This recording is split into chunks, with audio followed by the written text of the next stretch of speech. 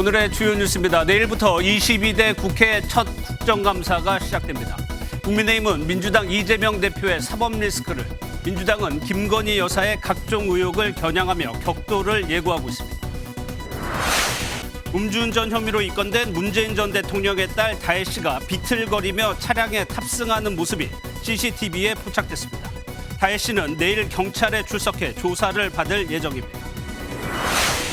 이스라엘이 남부 레바논 지역에서 헤즈볼라의 땅굴을 파괴했다고 밝혔습니다. 이스라엘과 하마스 간 전쟁 1년을 맞아 전 세계 곳곳에선 휴전을 촉구하는 시위가 벌어졌습니다. 정부가 내년 1학기 복학을 전제로 의대생들의 휴학을 제한적으로 허용하기로 했습니다. 다만 내년에도 복귀하지 않는 학생은 학칙대로 제적할 수 있다고 밝혔습니다. 여러분 안녕하십니까. 내일부터 국정감사가 시작됩니다. 국감은 원래 정부가 잘하고 있는지 점검하는 행정감사죠. 하지만 정치권의 관심은 다른 데 있습니다. 국민의힘은 이재명 대표, 민주당은 김건희 여사를 정조준하며 당의 화력을 쏟아부을 예정입니다. 윤석열 대통령의 남은 임기 동안 여당이 국면을 전환하느냐, 야당이 밀어붙이느냐 여론전이 상당할 것으로 보입니다. 여기에 문재인 전 대통령의 딸 다혜 씨의 음주운전이라는 변수가 터졌죠. 먼저 국민의힘 전략부터 살펴보겠습니다. 국민의힘은 이재명 대표의 사법 리스크를 부각해 김건희 여사 의혹에 대한 민주당 공격을 차단하겠다는 보관입니다. 국감 증인 역시 이 대표의 법인카드 유용 의혹과 대장동 개발 의혹에 초점을 맞췄습니다. 첫 소식은 서남빛 기자가 보도합니다. 국민의힘은 국정감사 시작을 하루 앞두고 국감장에서 이재명 더불어민주당 대표의 사법 리스크에 대한 공세 수위를 높일 것을 예고했습니다. 이른바 맞불 작전인데 이 대표에게 화력을 집중시켜 민주당의 김건희 여사 의혹에 대한 공격을 차단하겠다는 전략입니다.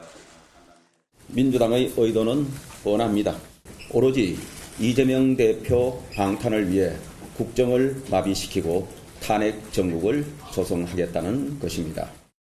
이 대표의 공직선거법 위반과 위증교사 사건 1심 선고가 다음 달 15일과 25일에 있는 만큼 국민의힘은 당장 내일 있을 법제사법위원회 대법원 국감에서부터 이 대표 사법 리스크를 부각시킬 것으로 보입니다. 국민의힘은 행정안전위원회에서 이 대표의 법인카드 유용 의혹으로 노규호 전 경기 남부경찰청장 수사부장을 증인으로 채택했습니다. 대장동 개발 의혹과 관련해서도 법사위에서 유동규 전 성남도시개발공사 기획본부장과 남욱 변호사 등을 증인으로 부르겠다는 계획입니다. 여기에 더해 문재인 전 대통령 특혜 채용 의혹과 김정숙 여사 외유성 해외 순방 의혹도 질의를 쏟으며 대야 공세를 높일 것으로 전망됩니다. MBN 뉴스 서남빛입니다.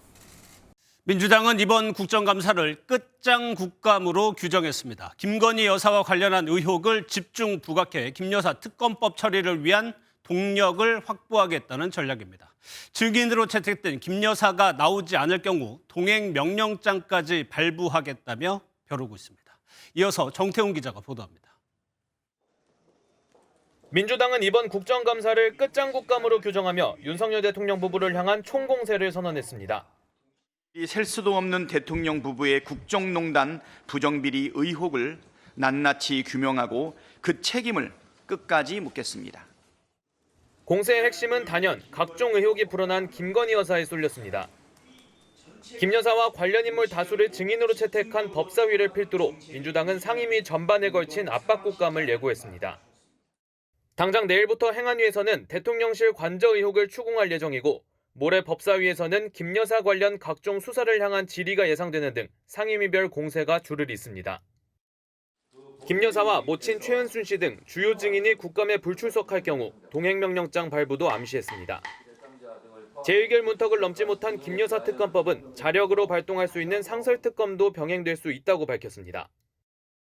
삼부토건 주가 조작, 세간 마약 수사 외압이 김건희 특검법에 포괄적으로 포함되어 있지만 동시에 보완적으로 상설 특검을 통해서 민주당은 국감을 통해 추가로 나오게 될 의혹들을 담아 김 여사 특검법을 재발의할 예정입니다.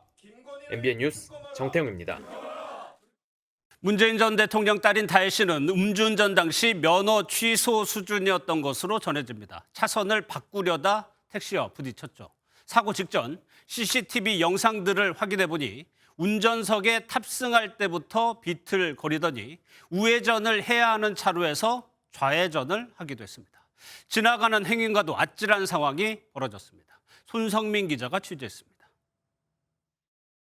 한 여성이 비틀거리며 골목길을 내려오다 캐스퍼 차량에 탑승합니다. 차량 전면부에 불빛이 들어오더니 그대로 출발합니다.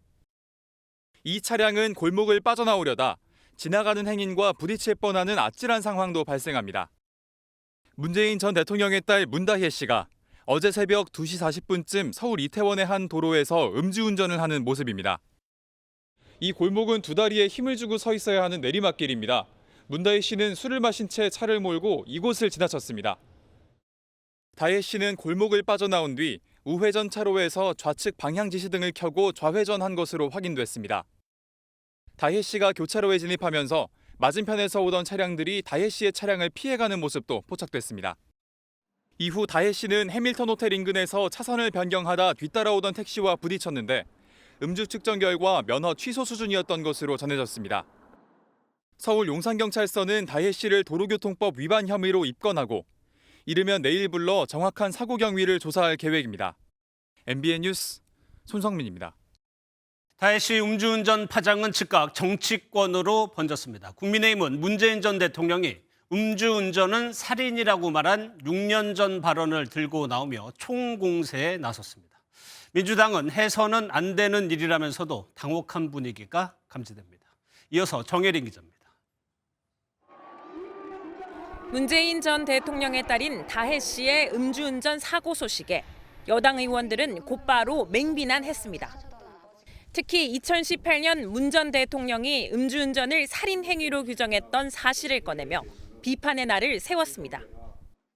전직 대통령의 딸이 아버지의 말처럼 단순한 실수가 아니라 살인 행위이자 타인의 삶을 송두리째 무너뜨리는 행위를 한 것입니다. 김장겸 국민의힘 의원은 SNS에 아무리 아버지 말씀이 궤변이 많더라도 들을 건 들어야 한다며 참지 않겠다더니 드디어 행동을 개시했다고 비꼬았습니다. 나경원 의원도 민주당 현 대표 이재명과 개딸들은 탄핵 폭주운전, 민주당 전 대표이자 전 대통령에 따른 음주운전이라며 싸잡아 비난했습니다.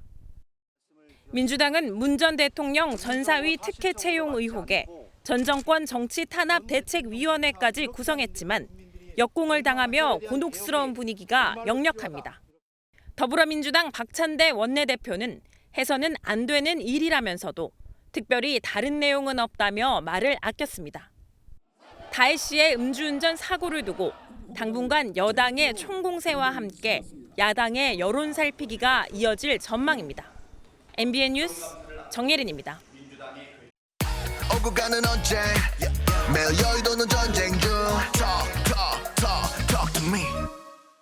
오늘은 김도영 기자 나와 있습니다. 어서 오세요. 예, 다혜 씨 소식으로 이어가 보겠습니다. 앞서 문재인 전 대통령이 했다는 음주운전 관련 발언 봤는데 당시 구체적으로 어떤 내용이었습니까? 네, 문재인 전 대통령이 지난 2018년 수석 보좌관 회의에서 한 발언인데요.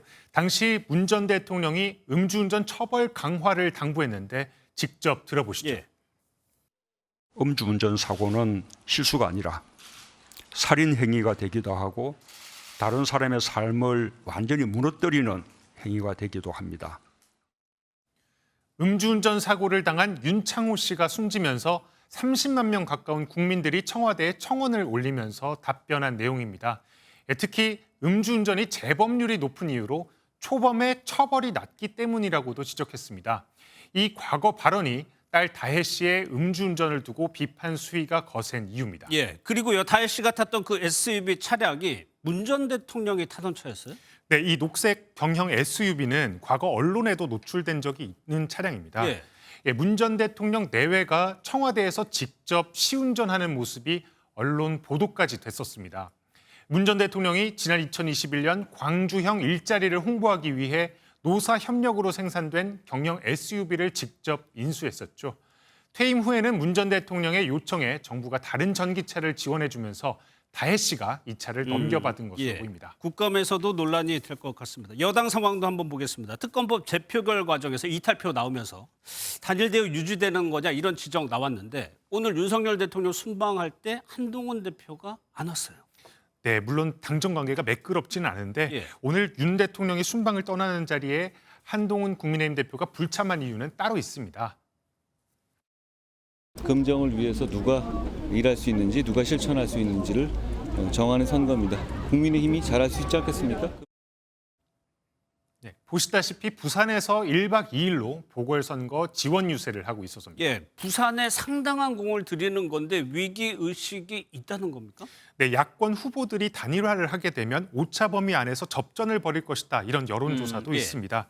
예, 오늘 더불어민주당과 조국혁신당이 단일화를 이뤄내기도 했고요. 김경지 민주당 후보가 유재성 조국혁신당 후보를 누르고 단일 후보가 됐습니다. 야권 단일화의 선거 판도가 흔들릴 수 있는 만큼 부산 선거에 총력 집중한 것으로 풀이됩니다. 예, 또 하나요. 한동훈 대표가 오늘 친한계 의원들만 모아가지고 저녁을 먹습니다. 여러 가지로 해석할 수 있는 모임이에요. 네, 한 대표와 20명가량의 친한계 의원들이 오늘 만찬을 대대적으로 지금 하고 있습니다. 취임 이후에 처음 있는 회동인데요. 용산과 친윤 의원들을 향한 새 과시다. 아니다, 통상적인 밥자리에 불과하다. 의견이 다양합니다. 예, 해석을 떠나서 이 자리에서 전국을 풀어갈 해법이 논의될 텐데 당정 관계를 풀어갈 승부수가 나올 수도 있다. 이런 분석이 나오고 있습니다. 예, 알겠습니다. 잘 들었습니다. 김도영 기자였습니다. 가자 지구에서 전쟁이 발발한 지 내일로 딱 1년이 됩니다. 이 전쟁으로 4만 1,000명 이상의 사망자가 발생했고 이 중 어린이도 10,000명 넘게 목숨을 잃었는데요. 전 세계 곳곳에서 대량 학살을 멈추라는 시위가 이어졌습니다. 정설민 기자입니다. 비 오는 날씨에도 6,000명의 시민이 팔레스타인 국기를 들고 로마 거리로 나섰습니다.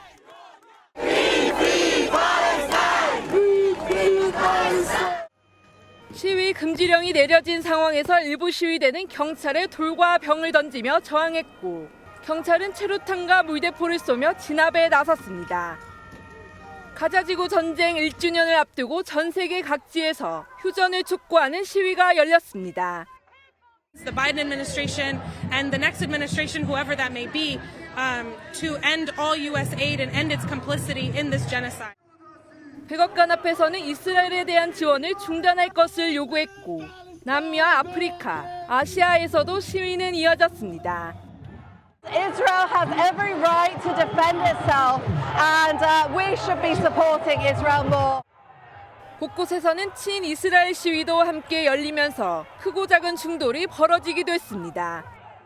이런 가운데 프랑스 마크롱 대통령과 이스라엘 네타냐후 총리는 이스라엘에 대한 무기 지원을 놓고 맞붙었습니다. Et donc oui, si on appelle à un cessez-le-feu, la cohérence c'est de ne pas fournir les armes de la guerre. What a disgrace. Well, let me tell you this. Israel will win with or without their support. But their shame will continue long after the war is won. 미국과 유럽은 만일의 사태를 대비해 테러와 증오범죄 경계 수위를 높이는 등 긴장감이 커지고 있습니다. MBN 뉴스 정살민입니다. 하지만 전쟁은 계속되고 있습니다. 이스라엘이 친이란 무장단체 헤즈볼라가 활동하는 레바논 수도 베이루트를 또 공격했는데요. 레바논 남부에선 헤즈볼라 땅굴이 발견됐는데 시멘트로 막아 무력화시켰습니다. 송주영 기자입니다. 헤즈볼라 특수작전부대 라드완이 만든 땅굴 내부 영상입니다. 땅굴을 쭉 따라 들어가면 공격에 쓰일 것으로 추정되는 무장 장비가 놓여 있습니다. 좀 더 들어가 보면 거실과 부엌 역할을 하는 생활 공간이 있고 냉장고에는 캐럼료와 초콜릿 같은 음식물이 비축돼 있습니다. 현지 시각 5일 이스라엘군이 공개한 영상으로 땅굴은 접경 지역에서 레바논으로 불과 300m 들어간 지점에서 발견됐습니다. 이곳에서는 헤즈볼라의 공격 계획이 담긴 지도가 발견됐는데 지난해 10월 7일 하마스의 이스라엘 침공 때만큼의 규모로 추정됩니다. Hezbollah planned to launch their October 7th attack from villages across southern Lebanon. Hezbollah also dug tunnels under homes in these villages close to the border with Israel. 헤즈볼라는 베이루트 남부에서부터 북동쪽으로는 케바 계곡을 지나 시리아까지 연결하는 땅굴을 구축한 것으로 알려졌습니다. 전면전까지 대응하는 전략본부 역할까지 하는 곳을 만든 건데 이란과 북한이 땅굴 구축에 도움을 준 것으로 추정됩니다. 헤즈볼라의 전면전 준비를 의식한 이스라엘은 다시 레바논 수도 베이루트를 공격했습니다. 이에 맞서 헤즈볼라도 이스라엘의 로켓 약 130기를 발사하며 반격에 나서면서 5차 중동 전쟁에 대한 우려가 커지고 있습니다. MBN 뉴스 송주영입니다. 트럼프 미 공화당 대선 후보가 지난 7월 암살 시도가 있었던 현장을 다시 찾았습니다. 테러 시도 직후 치솟았던 인기를 되찾으려는 의도인데 이날 유세에선 일론 머스크가 첫 찬조 연설에 나서기도 했습니다. 해리스 민주당 대선 후보는 허리케인 피해 지역을 찾는 민생 행보로 맞대응했습니다. 황재현 기자입니다. 방탄 유리를 앞에 두고 미 공화당 대선 후보 트럼프 전 대통령이 연단에 섰습니다. 지난 7월 연설 중 20세 남성이 쏜 총알 8발에 목숨을 잃을 뻔했던 펜실베이니아주 버틀러시를 12주 만에 다시 찾았습니다. 최대 경합주이기도 한 이곳에서 트럼프 전 대통령과 지지자들은 암살 시도 뒤 외쳤던 구호 싸우자를 연호했습니다. Fight, fight. This vicious monster unleashed pure evil from his sniper's perch, not so far away. But by the hand of providence and the grace of God, that villain did not succeed in his goal, did not come close. 첫 찬조 연설에 나선 일론 머스크 테슬라 최고 경영자도 트럼프 옆에서 잇따라 뜀뛰기를 하며 분위기를 끌어올렸습니다. 암살 시도 직후 트럼프 지지세가 최고조에 달했던 점을 유권자들에게 상기시키려는 의도로 풀이됩니다. 민주당 대선 후보 해리스 부통령은 역시 7대 경합주 중 하나인 노스캐롤라이나주로 향해 민생 행보로 맞섰습니다. 허리케인으로 큰 피해를 입은 샬럿에서 연방 정부의 지원을 약속했습니다. The work that is happening here and that continues really is the best of what we can do to bring federal, state, and local resources together in a way that is coordinated.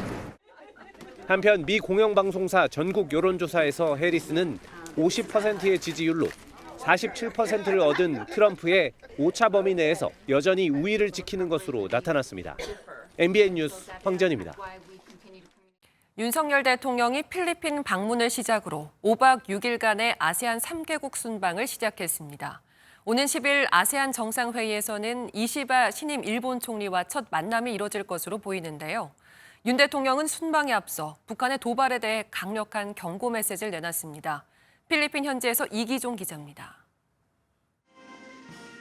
필리핀을 국빈 방문한 윤석열 대통령 부부가 영웅 묘지에 한국전 참전비에 헌화합니다. 필리핀은 6.25 전쟁 당시 7천여 명을 파병했습니다. 5박 6일간의 순방을 시작한 윤 대통령은 필리핀에 이어 싱가포르를 국빈 방문하고 오는 10일 라오스에서 열리는 아세안 정상회의에 참석합니다. 이시바 시게루 신임 일본 총리도 아세안 정상회의에 참석할 것으로 알려져 윤 대통령과 첫 정상회담이 열릴 가능성이 큽니다. 윤 대통령은 외신 인터뷰에서 일본 신임 총리와 한일 관계를 지속적으로 발전시켜 나갈 수 있을 것이라고 말했습니다. 윤 대통령은 아세안 정상회의를 앞두고 강력한 대북 메시지도 내놨습니다. 윤 대통령은 북한이 미 대선에 앞서 관심을 끌기 위해 핵실험과 ICBM 발사 등 추가 도발을 감행할 가능성이 있다며 북한의 무모한 행동을 용인하지 않겠다는 국제사회의 메시지가 나올 것이라고 강조했습니다. 북한의 쓰레기 풍선에는 국민 안전에 위해가 생기면 감내하기 어려운 대응에 직면할 것이라고 경고했습니다.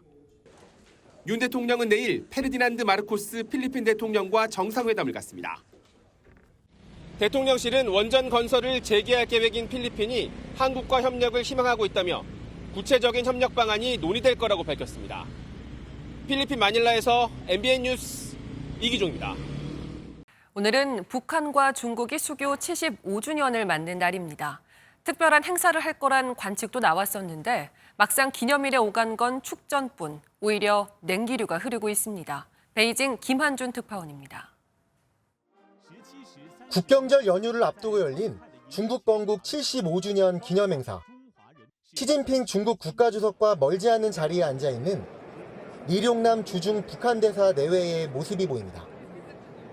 북중수교 75주년 기념일을 코앞에 두고 북한 대사가 중국의 행사에 참석한 것이어서 두 나라가 관계 개선에 들어갔다는 분석도 나왔습니다. 하지만 거기까지였습니다. 북한 고위급 인사의 베이징 방문은 없었으며 10년째 닫혀있는 신압록강 대교도 기념일을 맞아 개통할 것이라는 예상도 있었지만 그런 일 역시 없었습니다. 우호적인 축전만 주고받으며 격식만 차렸는데 이 축전마저도 예전보다 분량이 줄고 톤도 낮아졌습니다. 양국 모두 수교 70주년 당시보다 글자 수를 확 줄였고 존경하는 같은 극존칭 수식어나 우위가 단단해졌다 등의 표현도 사용하지 않았습니다. 두 나라는 수교 75주년을 맞은 올해를 국중 우호의 해로 선포했지만 의미 있는 교류나 소통은 오히려 더 줄어든 겁니다. 반면 우크라이나 전쟁 이후 무기와 생필품을 서로 주고받는 북한과 러시아의 협력은 갈수록 강화되고 있습니다. 미국과 전략 경쟁을 하는 중국의 입장을 고려할 때 북한이 러시아와 밀착하는 한 중국과의 급격한 관계 개선은 힘들 것이란 분석입니다. 베이징에서 MBN 뉴스 김한준입니다. 달리는 차 3대를 들이받고 달아난 40대 운전자가 경찰에 붙잡혔습니다. 술을 마신 상태도 아니었다고 하는데 왜 도망갔던 걸까요? 휴일 사건 사고 소식 박상호 기자입니다. 차량 에어백이 터지고 앞범퍼 곳곳이 파손됐습니다. 오늘 오후 2시 40분쯤 세종시 대평동의 한 도로에서 주행 중인 차량 3대를 들이받고 달아난 차량입니다. 40대 운전자는 1km도 못 가 경찰에 붙잡혔습니다. 음주운전은 아닌 것으로 확인됐는데 경찰은 약물 복용 여부 등을 조사하고 있습니다. 체열했으니까 그 체열도 감정 받아봐야 되고요. 인적 피해가 있는지 그 부분도 추가적으로 더 확인해야 되고요. 뗏목에 타고 있는 사람들을 소방대원이 한 명씩 구조합니다. 위태롭게 떠있던 뗏목에는 3명이, 뗏목을 끌고 가던 모터보트에 1명이 타고 있었습니다. 모터보트가 고장나 표류 중인 상태였습니다. 이 배에 지금 모터 나가가지고 육지 쪽으로만 일단 붙여야 될 것 같거든요. 애초 이들은 서울 불꽃축제를 보려고 한강에 나간 것으로 알려졌지만 축제와는 무관한 촬영 중이었던 것으로 확인됐습니다. 경찰은 면허도 필요 없는 소형 보트인데다 별다른 위법 사항도 없어 이들을 현장에서 훈방 조치했습니다.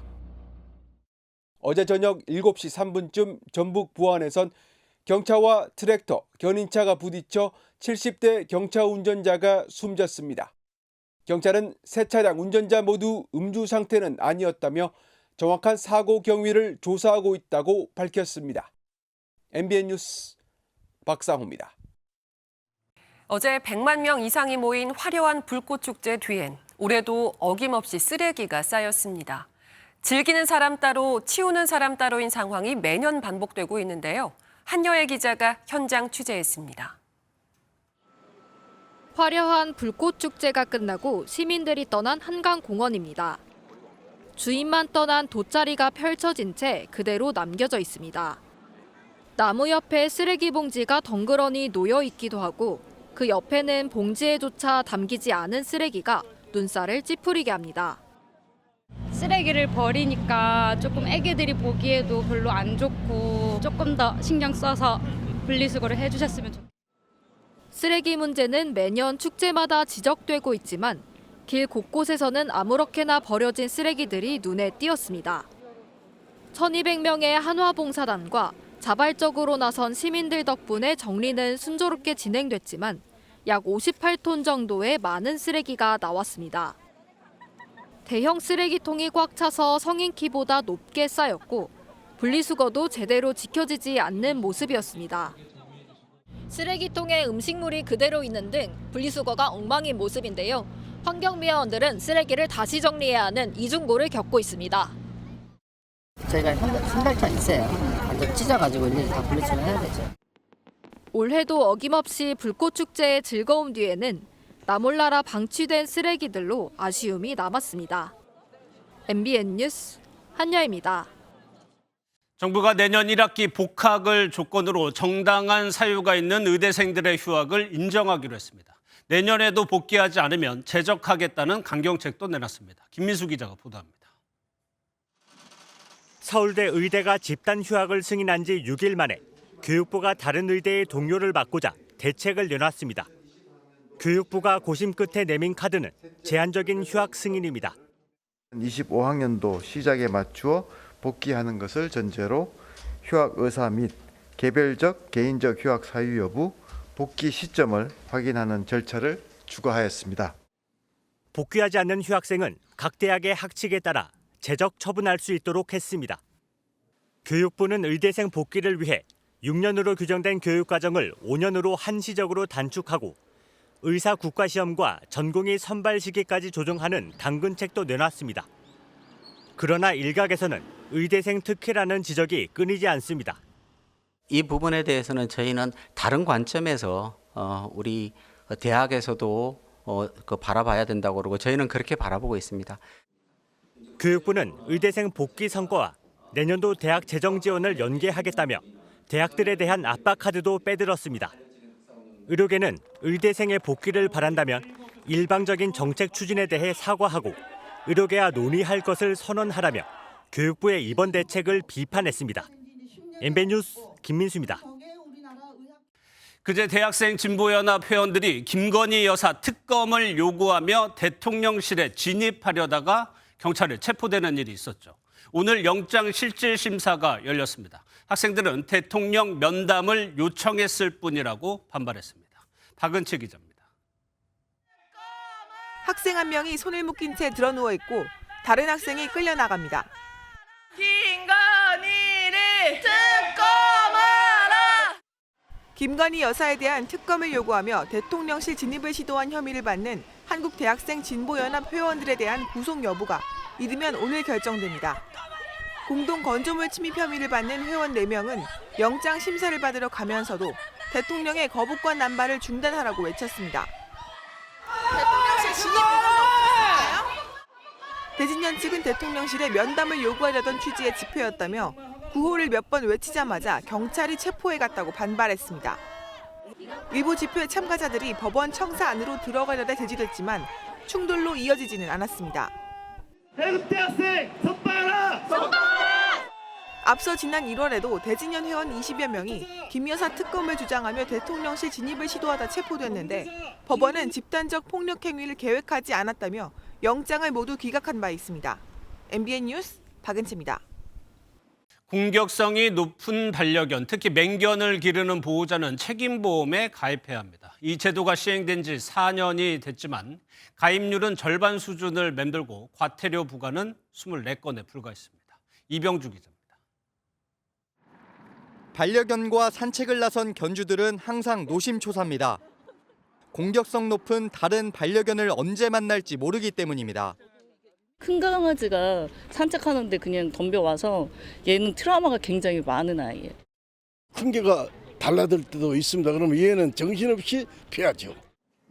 사람과 다른 반려견을 향한 개물림 사고가 끊이지 않으면서 정부는 공격성 높은 5종의 맹견을 별도로 지정하고 동물 등록과 보험 가입을 의무화하고 있습니다. 피해자 보상도 신속히 하기 위해서인데 여전히 가입률은 50%대에 머물고 있습니다.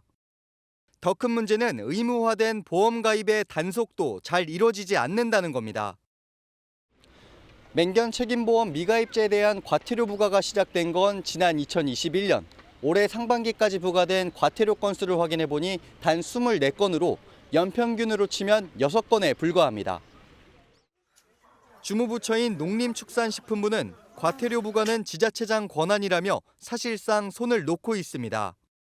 각 시도에 독려를 해서 책임보험을 가입할 수 있도록 견주들에게 이거를 적극 홍보하고 또 이 부분에 대해서는 단순히 권고 차원이 아니라 이게 개물림 사고는 매년 2,000건 이상 발생하고 있는 가운데 정부는 사육 허가제 등 맹견 관리 추가 방안을 내놨습니다. 하지만 여전히 보험 가입이 안 된 맹견 1000여 마리의 피해를 볼 경우 피해 구제가 어려운 만큼 현장에서 정책 실효성을 높이기 위한 섬세한 고민이 필요하다는 지적입니다. MBN 뉴스 이병주입니다. 올해 하반기 서울 아파트 당첨 커트라인이 계속 오르면서 평균 60점을 넘어섰습니다. 로또 청약이라고 불리는 강남권은 4인 가구로는 당첨이 사실상 불가능했습니다. 이승민 기자입니다. 서울 강남구의 분양 예정 단지 견본 주택입니다. 일반 분양이 72가구에 불과하지만 청약 관련 상담 대기 행렬이 이어졌습니다. 분양가는 전용 면적 84제곱미터가 22억 원대로 주변 시세보다 많게는 10억 원가량 저렴하다는 평가가 나옵니다.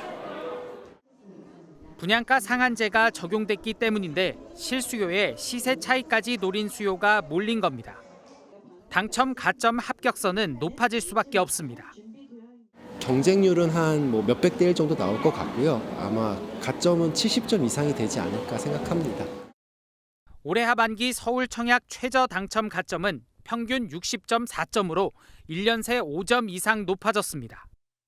강남권은 최소 72점을 받아야 당첨을 기대할 수 있었습니다.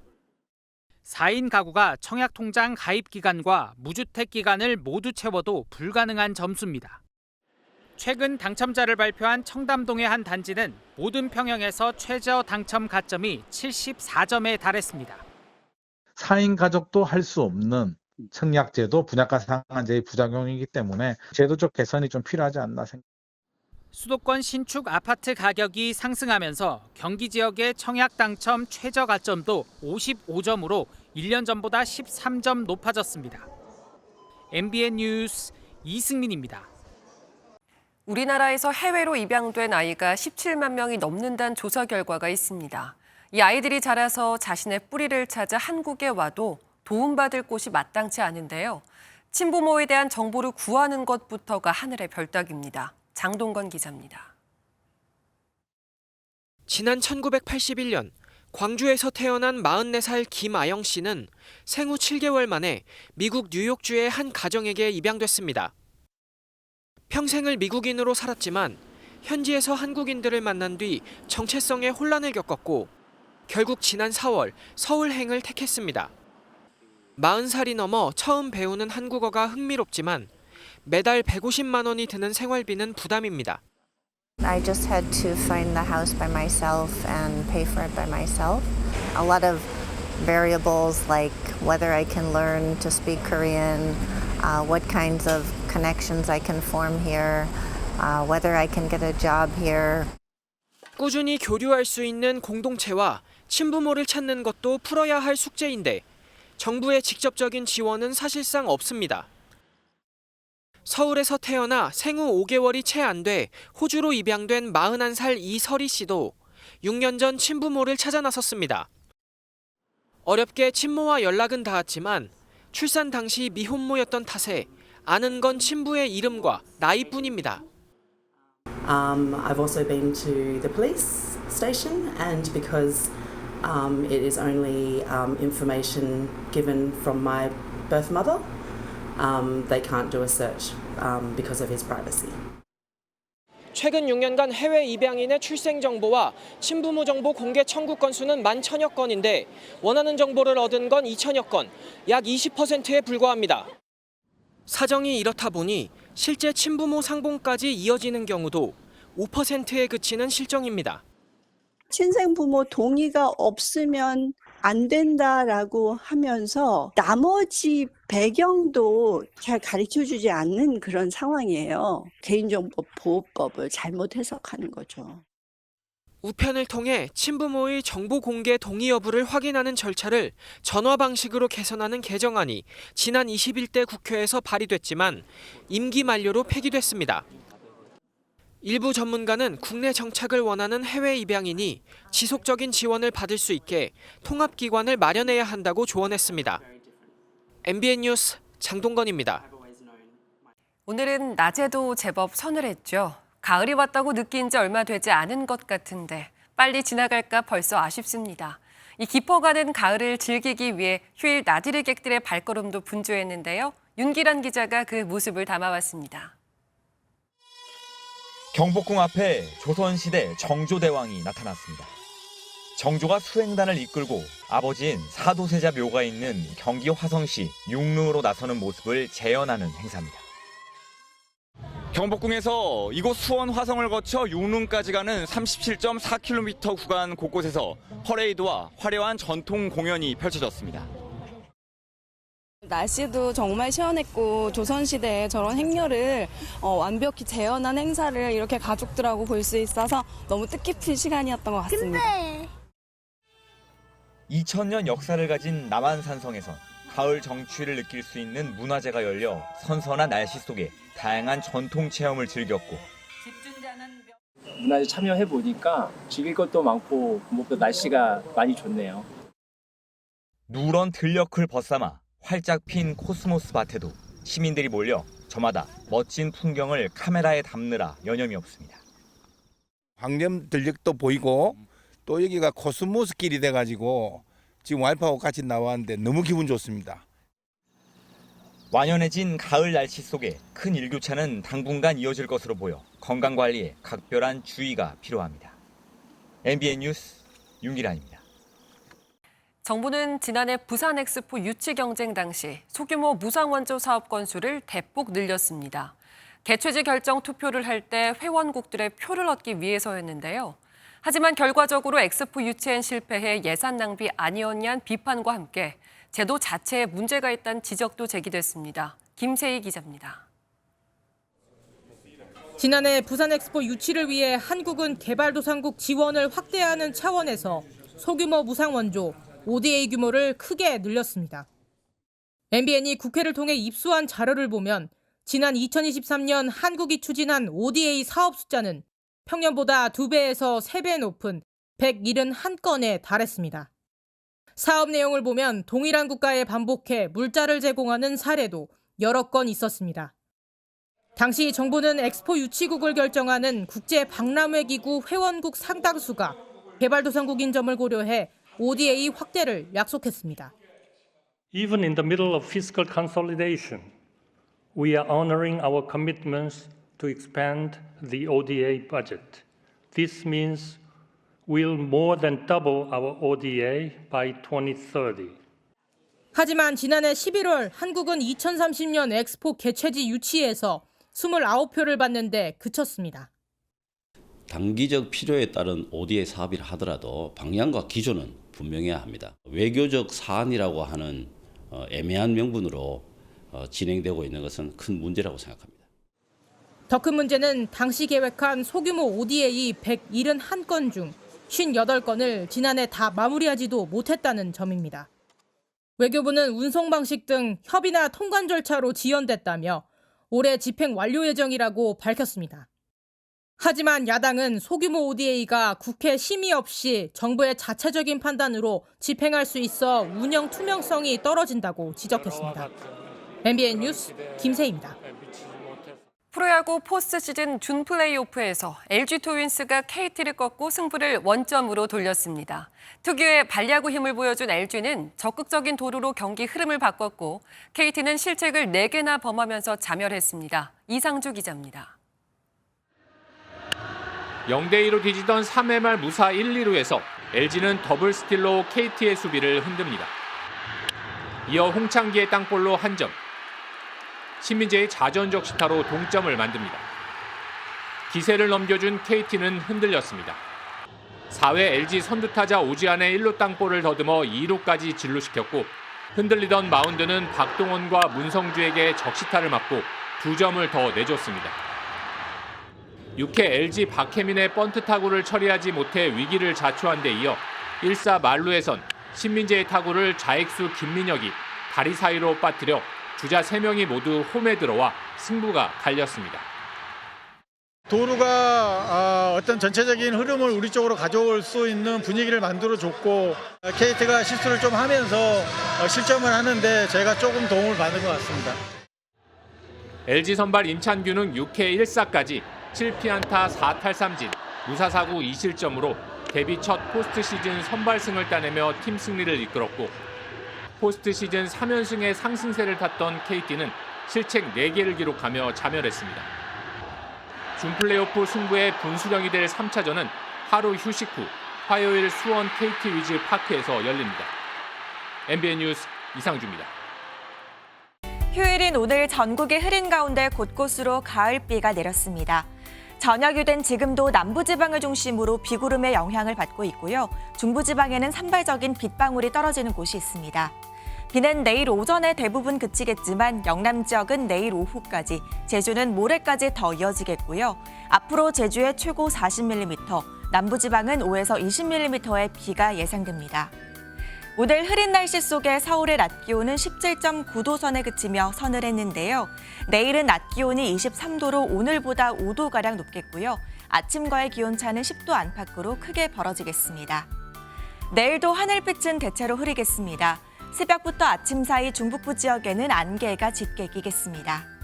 내일 중부지방 아침 기온은 서울과 대전 14도로 오늘보다 조금 높겠고요. 한낮에는 춘천과 대전이 22도까지 오르겠습니다. 남부지방도 한낮엔 대부분 21도 안팎까지 오르겠습니다. 당분간 내륙은 대체로 맑겠고 일교차 큰 전형적인 가을 날씨가 이어지겠습니다. 날씨였습니다.